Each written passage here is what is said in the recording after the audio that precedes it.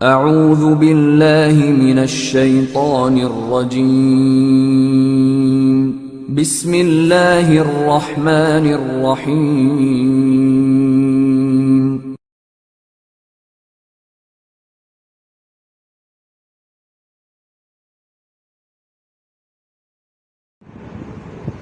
औज़ु बिल्लाहि मिनश शैतानिर रजीम बिस्मिल्लाहिर रहमानिर रहीम। अस्सलामु अलैकुम dear student of class 7। Subject है मैथ और आज लेक्चर 4 का आगाज़ करते हैं।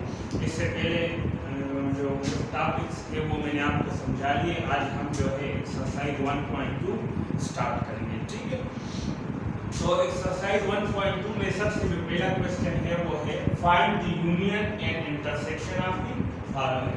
कुछ पार्ट्स हमारे पास गिवन है, उसका हमने यूनियन भी फाइंड करना है और उन्हीं पार्ट्स का हमने इंटरसेक्शन भी फाइंड करना है, ठीक है। इन यूनियन और इंटरसेक्शन को फाइंड करने का तरीका हमने लेक्चर 3 में सीख लिया है, ठीक है। आज इसी पर एक्सरसाइज करते हैं।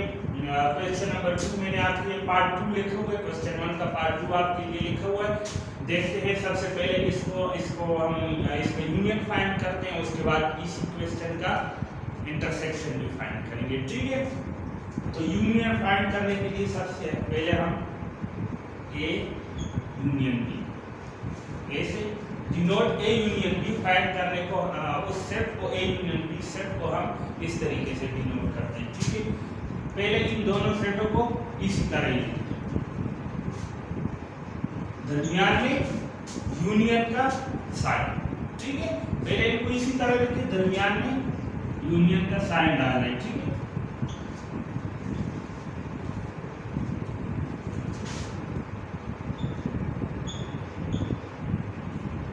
जैसा कि हमने सीखा था लास्ट लेक्चर में कि यूनियन में हमने वो तमाम एलिमेंट्स लिखने हैं जो कि सेट ए में शामिल हों या सेट बी में शामिल हों, ठीक है। इसका मतलब ये है कि जो एलिमेंट सेट ए में भी हैं सेट बी में भी हैं उनको हमने एक ही दफा लिखना है, 2 दफा नहीं लिखना।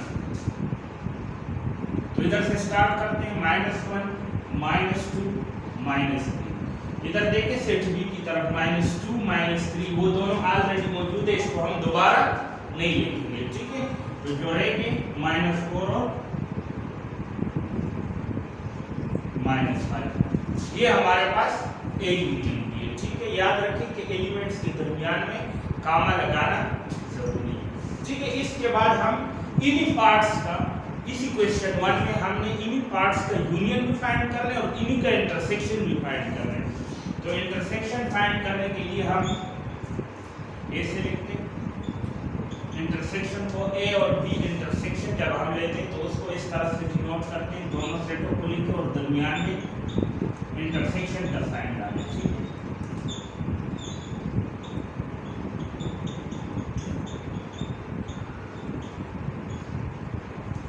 इस तरीके से, ठीक है।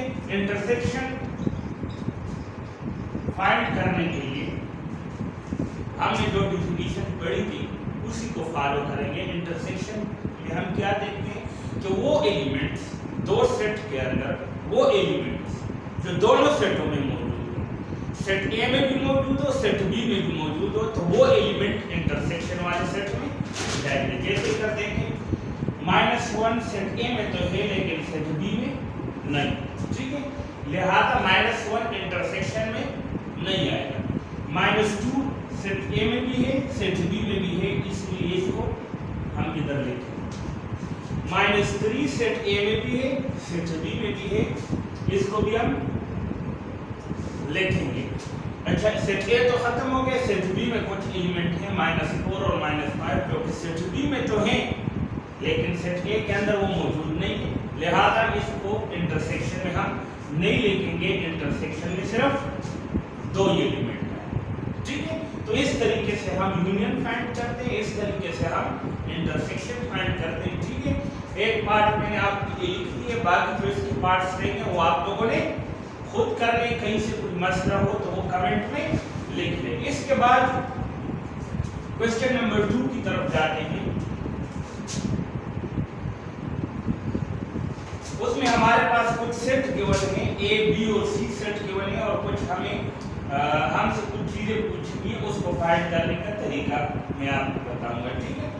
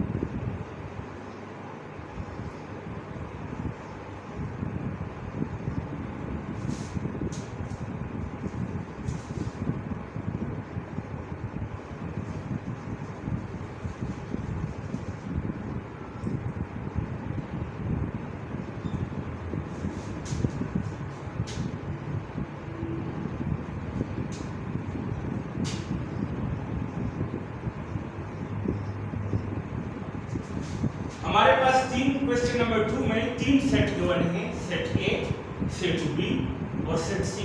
तीन सेट गिवन है और हमसे क्या पूछा हुआ है, find A union B union C. देखिए ब्रैकेट्स का खास ख्याल रखना है, जब इस तरह का सिचुएशन हमारे पास आ जाए तो सबसे पहले ब्रैकेट्स के अंदर जो चीज मौजूद हो पहले हम उसको फाइंड करते हैं। ठीक है, तो देखिए पहले हम इधर ए यूनियन बी फाइंड करेंगे। ठीक है, कैसे, सेट ए लिखेंगे,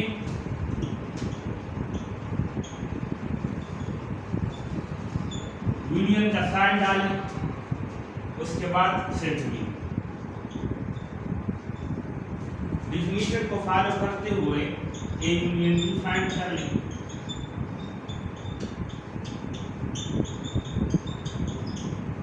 आप देखें कि इधर सेट बी जो है ये सब सेट है सेट बी का, सेट ए का।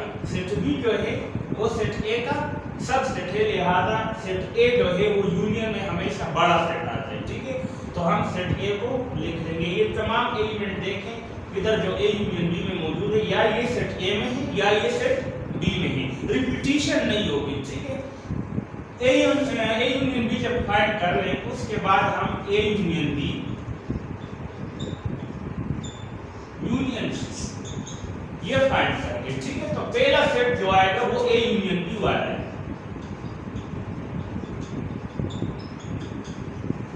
ठीक है, दरमियान में यूनियन का साइन और फिर सेट सी।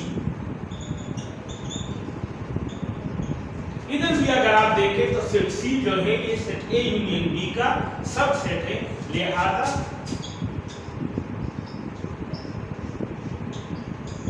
ये सुपर सेट जो है ये इसी यूनियन में भी आ जाएगा।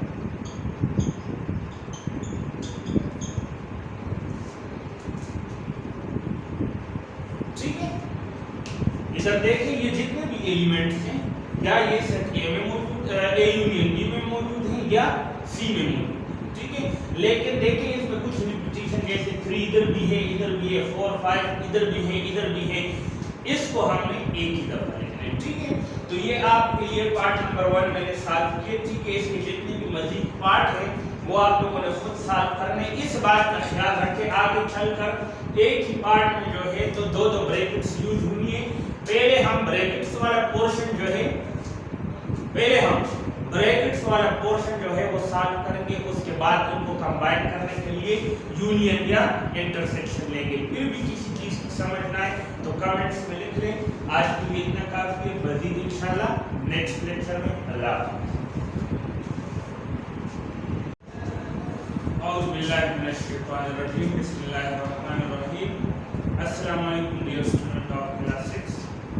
सब्जेक्ट हमें लेक्चर 4 का आगाज करते हैं। इससे पहले एक्सरसाइज 1.1 कंप्लीट हो चुकी थी। आज मजीद आगे की तरफ चलते हैं। हमारा टॉपिक जो है वो है टाइप ऑफ सेट्स, सेट्स की अक़साम। ठीक है, तो इसमें हमारे पास 9 टाइप्स सेट की 9 अक़साम है, जिसमें से कुछ आज हम पढ़ेंगे। ठीक है, तो सबसे पहले जो हमारे पास टाइप है वो है फाइनाइट सेट, ठीक है। फिनिट सेट भी कहते हैं, फाइनाइट भी कहते हैं, ठीक है। तो इसकी डिफिनीशन ये है, set whose elements can be listed is called finite set।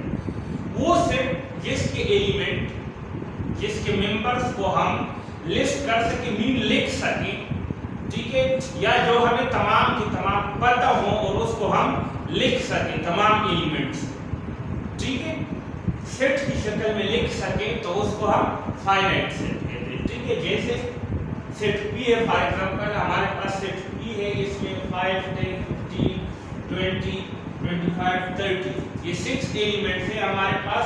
इनको हम लिस्ट कर सकते हैं, मीन हम इन तमाम एलिमेंट्स को लिस्ट हमने कर लिया है, इसको लिख लिया। मजीद कोई ऐसे एलिमेंट नहीं जो इसमें हमने नहीं लिखे, तो हम कह सकते हैं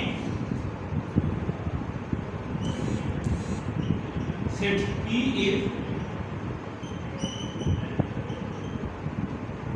फाइनाइट सेट, ठीक है। सेट P फाइनाइट क्योंकि इनके तमाम एलिमेंट जो हैं उसको हमने लिस्ट कर लिए, लिख लिए। इसके बाद इसी में एक चीज कार्डिनलिटी, एक टर्म यूज हुई है,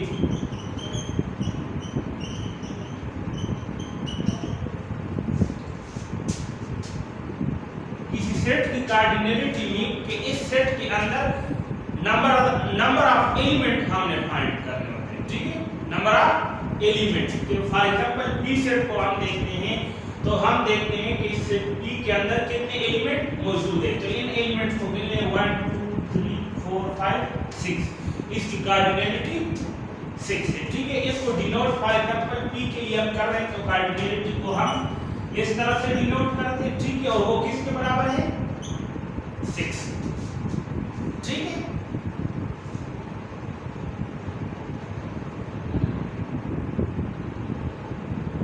इसके बाद जो सेकंड है वो है इनफाइनाइट सेट।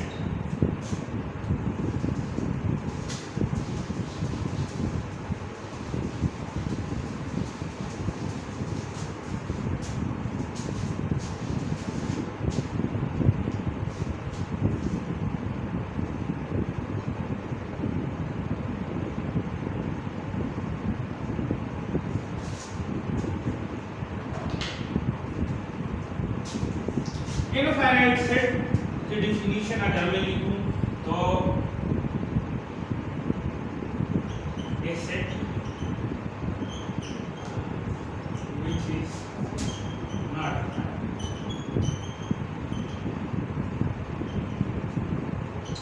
ऐसा सेट जो कि फाइनाइट ना हो उसको हम इनफाइनाइट कहते हैं। फॉर एग्जांपल मैं आपके लिए लिख देता हूं set of natural number, set of natural number, ये एक इनफाइनाइट सेट है। कैसे सेट ऑफ नेचुरल नंबर को हम n से डिनोट करते हैं, ठीक है।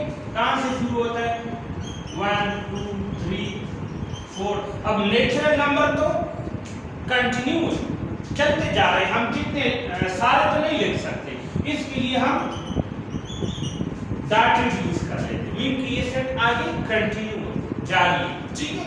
अब इस सेट को अगर देखें तो ये फाइनाइट नहीं है, क्योंकि इसके तमाम एलिमेंट को हम लिस्ट नहीं कर सकते। फॉर एग्जांपल एक बंदा 100 तक लिख ले तो 100 भी तो 101 जो है वो भी तो नेचुरल नंबर है, वो तो उससे आगे, लिहाजा नेचुरल नंबर तमाम को हम लिस्ट नहीं कर सकते, इसीलिए ये इनफाइनाइट सेट है, ठीक है।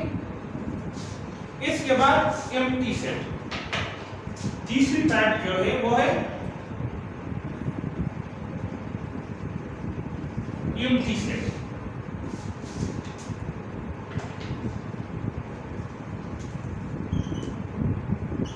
A set which have no element,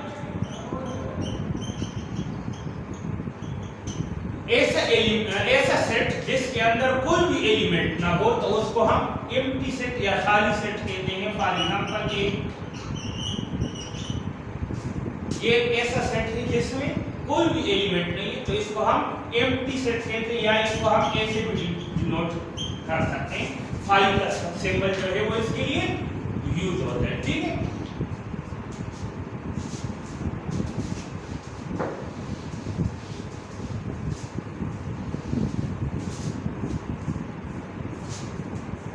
इसके बाद जो हमारे पास टाइप है वो है सिंगलटन सेट।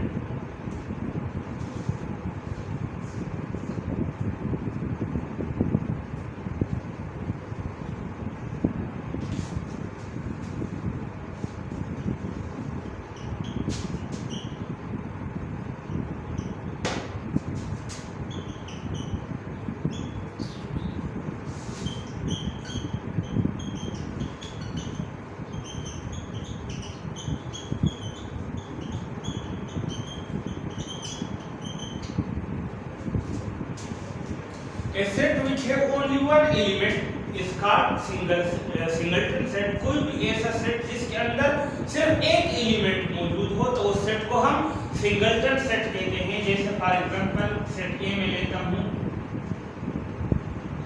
इस सेट में 0 सिर्फ एक एलिमेंट मौजूद है, लिहाजा इसको हम सिंगलटन सेट कहते हैं। बी ले लें 1, इसमें एक एलिमेंट मौजूद है, लिहाजा हम कहेंगे A and B are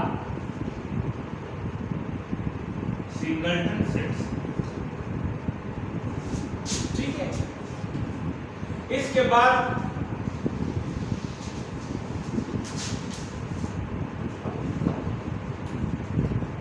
equal set.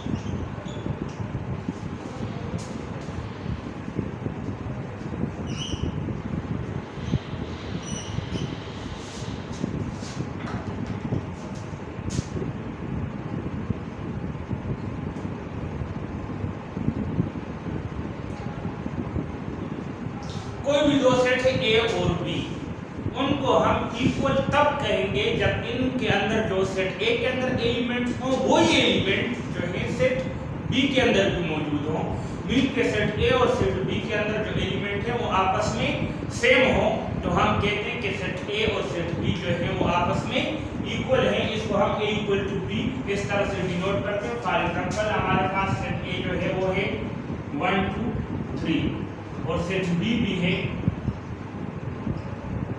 1 2 3, तो हम कहते हैं कि A is equal to B। तो ये 5 टाइप्स हमने पढ़ी है सेट्स की आज, ठीक है। तो मजीद इंशाल्लाह नेक्स्ट लेक्चर में, आज के लिए इतनी काफी है। कोई भी बात कहीं से भी समझ ना आई हो तो कमेंट्स में पूछ लें, ठीक है। अल्लाह।